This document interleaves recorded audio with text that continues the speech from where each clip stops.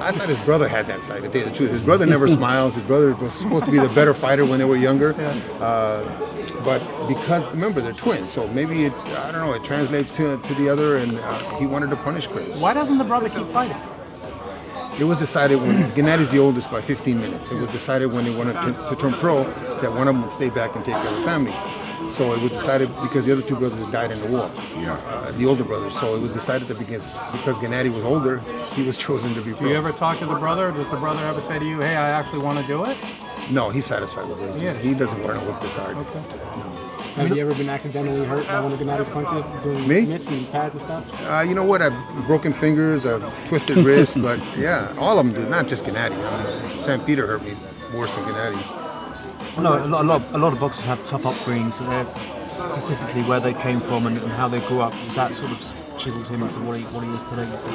I think that when he was about 10, 11 years old, when his brothers died, it changed him dramatically.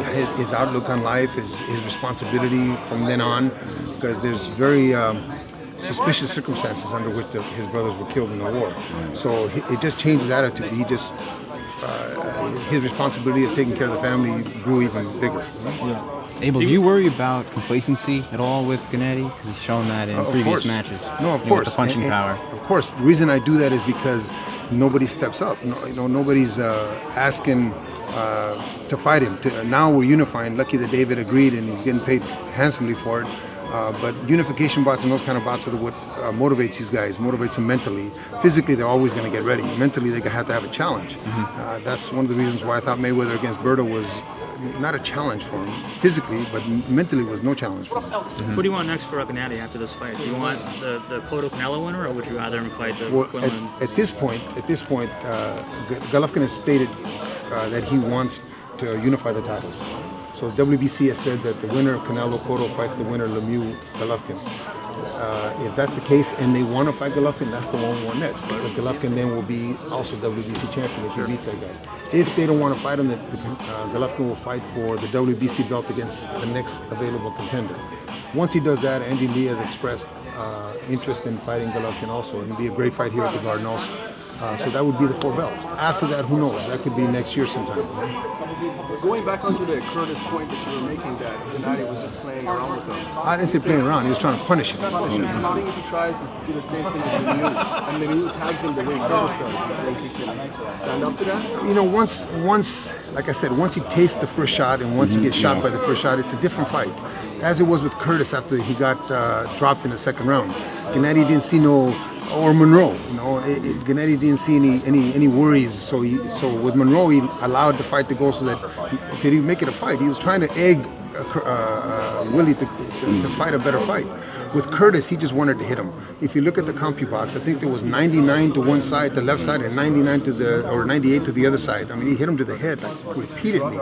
He didn't go to the body as much as he usually does because, again, he wanted to hurt him. Could you put to rest this business of Andre Ward and Triple G? I mean, I think it's ridiculous. What is it that you want me to say about that? Well, ask me a question. Promoters who are not going to get their nosebleed are talking about that would be a great match. They're not the ones inside that ring. And I think it's ridiculous to come up with a catch weight because he could fight Andre Ward. First of all, Andre fought at 72 his last fight. Right. And he's talking about fighting at 75 this next fight. Exactly. That's the first thing.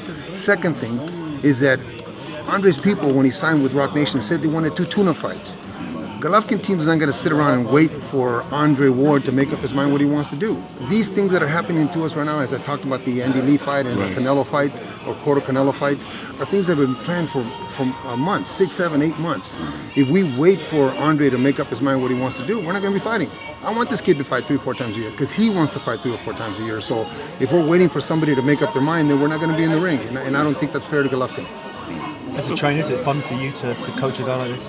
Oh, absolutely. Are you kidding me? This is a coach's dream. I'm blessed that he walked into my gym or they called me to start training him.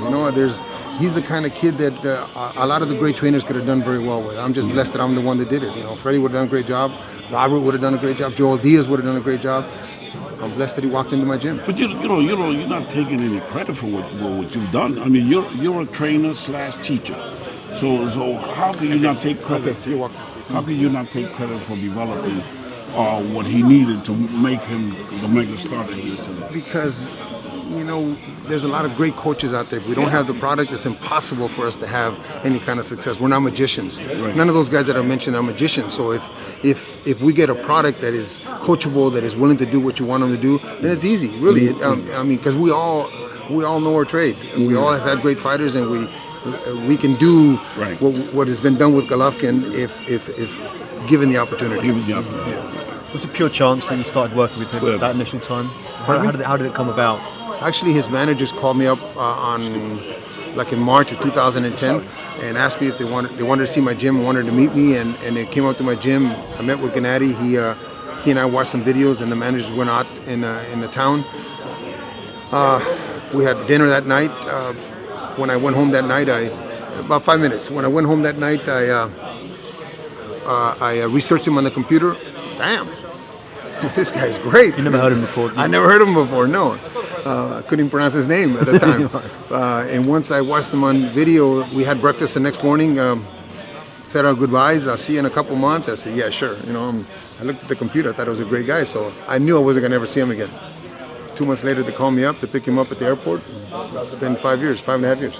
The Gennady and if Gennady and Canelo fight, would it be at a catchweight or a middleweight? They're fighting for the middleweight title. Whether it's Canelo or Cotto, they're fighting for the middleweight title. That means 160 pounds. Unless the management can make some kind of concession for a hell of a lot of money, then we'll fight at a different weight. But that's up to the management, not up to me. But we're fighting for the 60-pound title. All right. So if there are any other people out there who do 160, and you said the Quillen was the best there at 160, is that a fight that has to happen for Gennady? No, he's with Heyman. It's never going to happen. That's good, guys. Yeah. All right, thank you.